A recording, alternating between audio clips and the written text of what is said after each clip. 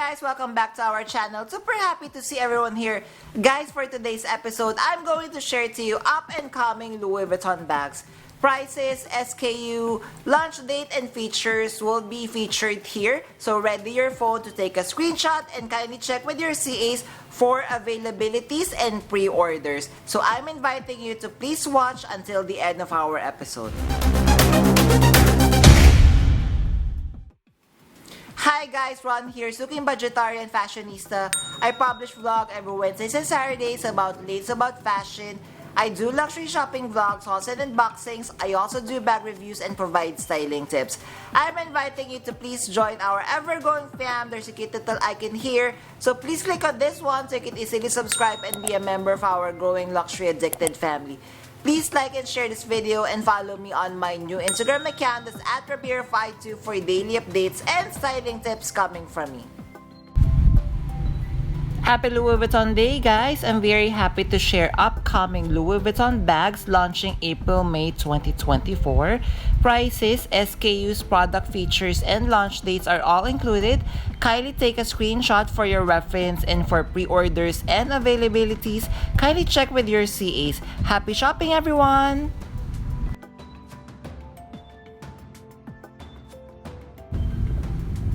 Alright, let us start first with the Sunrise Aquarelle collection. This collection, in the US, it would be launching April 19th and worldwide May 3rd. First, we have the easy pouch on strap. Price is $1,780 USD. We have SKU here. This collection, the main material is upfront leather. And how are you feeling about the dégradé effect of the Louis Vuitton monogram? Loving the colorway of the Aquarelle collection. Second, we have the Carry All PM.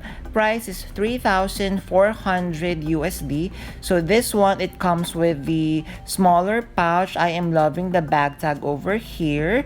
Of course, this comes in gold hardware and the shoulder strap is fully detachable. Next, we have the On The Go BB. Price is $3,400 USD or 2,700 euro. Guys, the BB size of On The Go, this is the smallest size and the latest size of this bag. Still part of the Aquarel collection. So it would come with detachable leather strap and it comes with gold hardware. Next, we have an SLG. We have the zippy wallet. Price is $1,260 USD or 890 euro. We have SKU here. So it is a full-size wallet. It's a zippered wallet with bills and then of course a zippered compartment on the inside and would come with gold hardware as well. Then we have the very cute Nano Speedy. The price is 2,210 USD or 1,850 euro. We have SKU here. So again, the size is nano. I am really loving the colorway of this one. So just take note that since this is a smaller bag, we just need to be mindful of the things we are going to bring when we are carrying this Nano Speedy. Then next collection, guys, we have the Rose Opal collection. First, we have the Diane bag.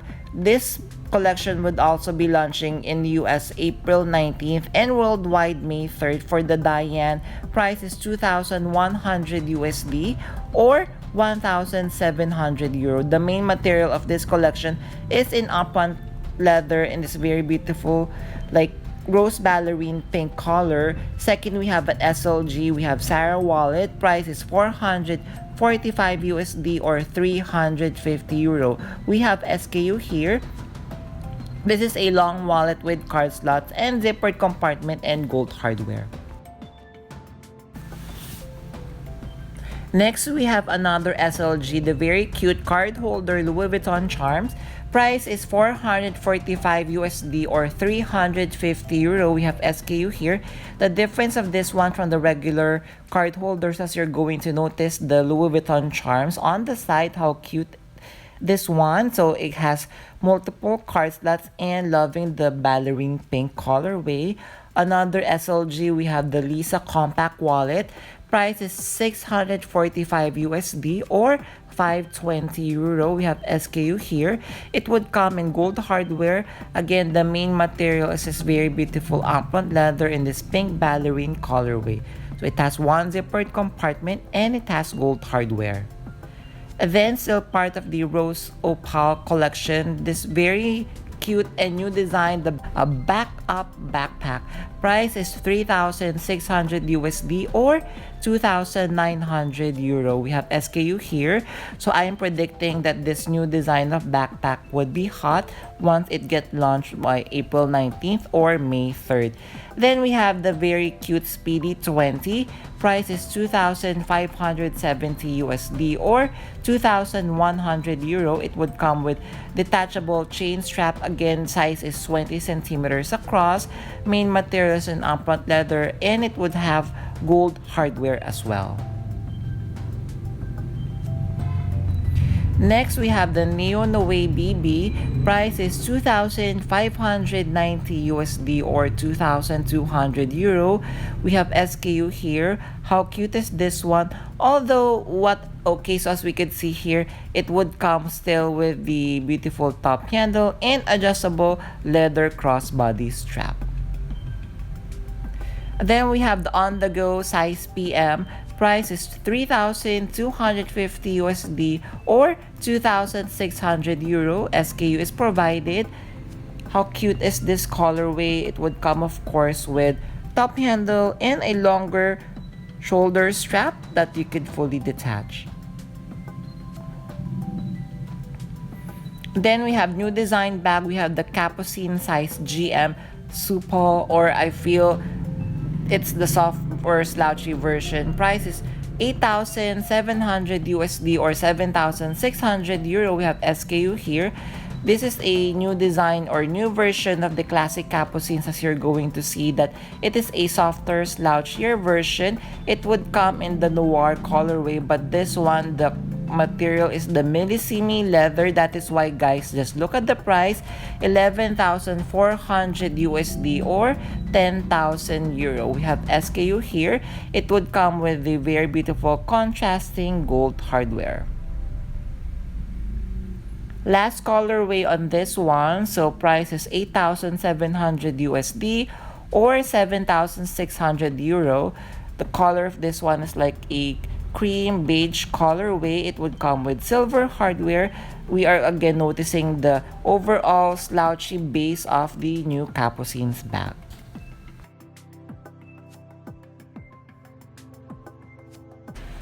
Next, we have the new size Speedy Bandolier size 40. The price of this one is 2,030 USD or 1,700 euro, launching on April 1st, 2024. This would be the biggest size of the Speedy Bandolier size 40, so this is good and perfect for travel. Next, let us discuss more of this new design, the back-up backpack. Price 3,600 USD or 2,900 euro. The colorway of this one is in noir. The material is in beautiful, I love that upfront leather, and of course the monogram is non-screaming. It would come with the very beautiful chain strap, and it would come with gold hardware as well. Then we have the collar cram. Still the same price of 3,600 USD or 2,900 euro. We have SKU here.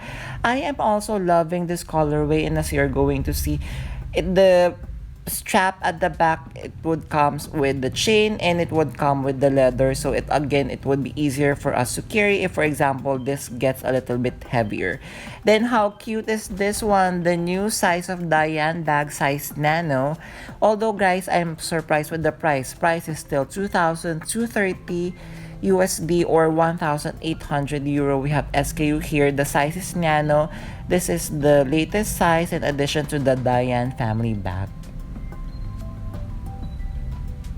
Then we have the new collection, the flight mode collection, that would be launching April 12, 2024. So this is the reissue of the My LV World Tour collection. First, we have the Louis Vuitton Mal Pyramid, price at 19,000 euro.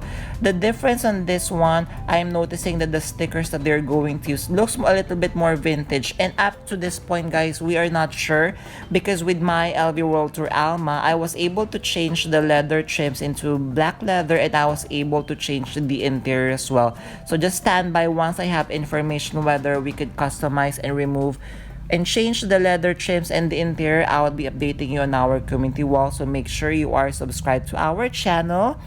Next on this collection, we have the Courier Luzine 110. I'm guessing that is the centimeter, so this is more than 1 meter.